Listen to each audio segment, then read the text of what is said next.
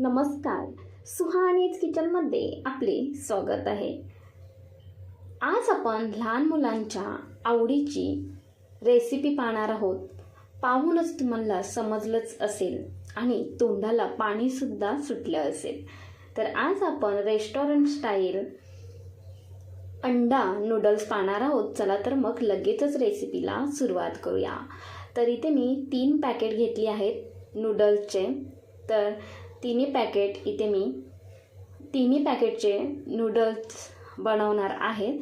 तर त्यासाठी इथे मी पॅकेट खोलून घेतले. त्यानंतर अशा पद्धतीने नूडल्स आहेत ते कट करून घ्यायचे आहेत, मध्ये तोडून घ्यायचे.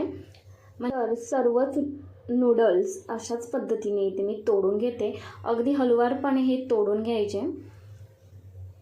तर सर्व नूडल्स इथे मी तोडून घेतले. त्यानंतर गॅसवरती एका भांड्यामध्ये पाणी गरम करायला ठेवले आहे. 1 चम्मचभर तेल घालून घ्यायचे. तेल यासाठी घालायचं कारण नूडल्स आपले पाण्यामध्ये घातल्यानंतर एकमेकांना चिपकणार नाहीत, यासाठी तेल घालायचे. अर्धा चम्मचभर मीठ घालून घेतले. त्यानंतर यामध्ये आपल्याला सर्व नूडल्स घालून घ्यायचे आहेत. तर सर्व नूडल्स घातल्यानंतर एक उकळी येऊ द्या. तर आपल्याला हे नूडल्स शिजवण्यासाठी जास्तीचा वेळ लागत नाही. 5 ते 6 मिनटामध्ये हे नूडल्स छान असे शिजले जातात. आणि आपल्याला ओव्हर कुक करायचे नाही आहेत, म्हणजे जास्त शिजवायचे नाही आहेत. फक्त आपल्याला 70 ते 80% नूडल्स शिजवून घ्यायचे आहेत. झाऱ्याच्या साहाय्याने इथे नूडल्स आपण पाहूया शिजले आहेत का. तर थोडेसे नूडल्स इथे मी घेतले आहेत. हाताने थोडेसे दाबून पाहायचे, कट होत आहेत का ते पाहायचे. तर इथे कट होत आहेत, अगदी इझिली कट होत आहेत, म्हणजे आपले नूडल्स व्यवस्थित शिजले गेले आहेत. आता हे सर्वच नूडल्स एका चालणीवरती काढून घेतले. त्यावरती थंड पाणी ओतून घ्यायचं, म्हणजे कुकिंगची प्रोसेस असते ती तिथल्या तिथे थांबली जाते. आणि इथे पाहते तुम्ही छान असे मोकळे सुटसुटीत आपले हे नूडल्स तयार झालेले आहेत, शिजले गेलेले आहेत. अजिबात जास्त ओव्हर कुकसुद्धा शिजलेले नाही आहेत. जसे आपल्याला पाहिजेत त्याच पद्धतीने हे शिजले गेलेले आहेत. तर अशा पद्धतीने हातानेच थोडे मोकळे करून घेतले. त्यानंतर 1 चम्मचभर वरून तेल घालून घेतले. तर तेल घातले की नूडल्स आहेत ते सुटसुटीत तयार होतात, अजिबात चिटकून राहत नाही. त्यामुळे तेल यामध्ये जरूर घालायचे. आणि हातानेच हे परतला मी अशा पद्धतीने तेल लावून घेते सर्व नूडल्सला. आता हे थंड होण्यासाठी आपल्याला बाजूला ठेवायचे आहे. तर तोपर्यंत आपल्याला काही भाज्या कट करून घ्यायच्या आहेत. तर इथे गाजर, कांदा, शिमला मिरची, कोबी, लसूण पाकळ्या 7 ते 8 आणि 1 इंच आलं घेतला आहे. तर सर्वात प्रथम आपल्याला कांदा कापून घ्यायचा आहे. तर कांदा इथे उभ्या स्लाईजमध्ये पातळ कापून घ्यायचा. जसे मी कापते त्याच पद्धतीने पातळ कापून घ्यायचा. तोपर्यंत चॅनलवर नवीन असेल तर चॅनलला एक लाईक आणि सबस्क्राईब करा. तुमचं एक लाईक आणि सबस्क्राईब माझ्यासाठी खूपच मोलाचं आहे. तर इथे मी गाजरसुद्धा पातळ स्लाईजमध्ये कापून घेते आणि उभेच कापून घेत आहे. त्यानंतर शिमला मिरचीसुद्धा मी कापून घेतली. आणि त्यानंतर आपल्याला कोबीसुद्धा कापून घ्यायचा आहे. तो कापून घेताना सुद्धा अगदी पातळ आणि बारीक कापून घ्यायचा. त्यानंतर आपल्याला आलं आणि लसूण अशा पद्धतीने कापून घ्यायचं आहे.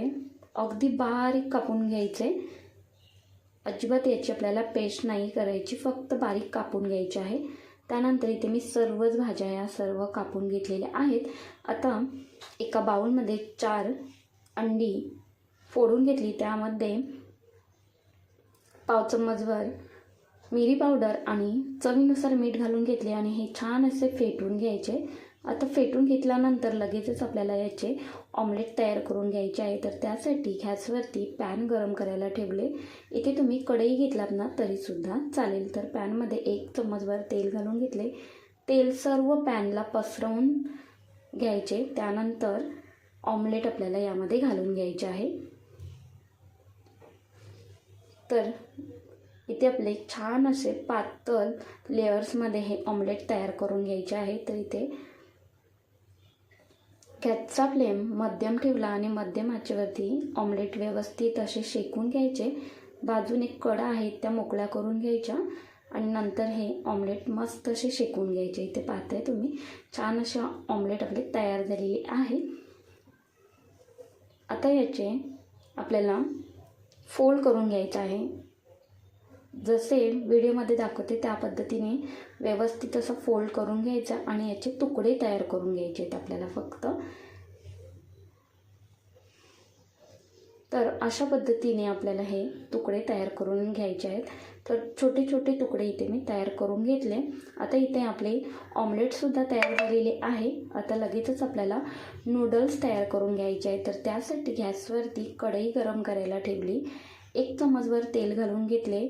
तेल व्यवस्थित गरम झाले की नंतरच यामध्ये आपल्याला आलं आणि लसूण घालून घ्यायचं आहे. आलं आणि लसूण व्यवस्थित तेलामध्ये परतून घ्यायचं आहे. आता जो उग्रवास आहे म्हणजे त्यातला जो कच्चेपणा आहे तो पूर्णपणे निघून जाईपर्यंत परतून घ्यायचा. गॅसचा फ्लेम हायच ठेवायचा आहे. हाय फ्लेमवरतीच आपल्याला हे सर्व परतून घ्यायचं आहे. त्यानंतर कांदा आणि शिमला मिरची घालून घेतली. ते सुद्धा आपल्याला व्यवस्थित परतून घ्यायचं आहे. जास्त आपल्याला कांदा आणि शिमला मिरची परतून घ्यायचं नाही आहे. फक्त त्यातला जो कच्चेपणा आहे तो निघून जाईपर्यंतच फक्त आपल्याला परतून घ्यायचा आहे. त्यानंतर गाजर आणि कोबीसुद्धा घालून घेतलं आणि हे व्यवस्थित असं परतून घ्यायचं. तर भाज्यांमधला जो क्रंचीनेस असतो ना तो राहिला पाहिजे, तरच आपले नूडल्स खाताना छान लागतात. त्यामुळे ओव्हरकुक आपल्याला अजिबात भाज्या करायच्या नाही आहेत. त्यानंतर यामध्ये 1 चम्मचभर शेजवान चटणी घालून घेतली. तर इथे शेजवान चटणी घातली की रंगसुद्धा छान येतो आणि थोडासा तिखटपणासुद्धा येतो. त्यामुळे शेजवान चटणी इथे घालायची, व्यवस्थित परतून घ्यायचे. त्यानंतर शिजवलेले सर्वच नूडल्स यामध्ये घालून घ्यायचे.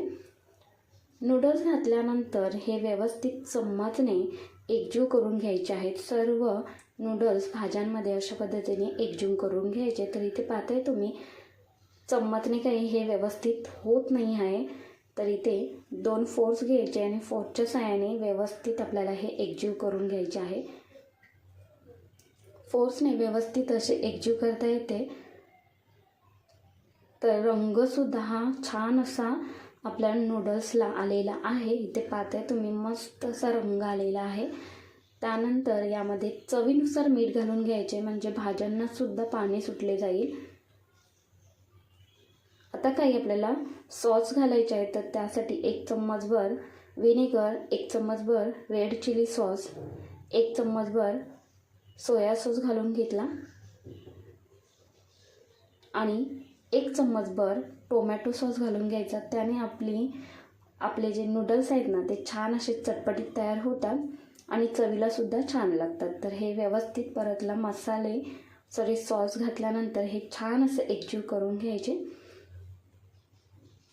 तर व्यवस्थित एकजीव करून घेतले. आता यामध्ये आपल्याला पाव चम्मचभर मिरी पावडर घालून घ्यायची आहे.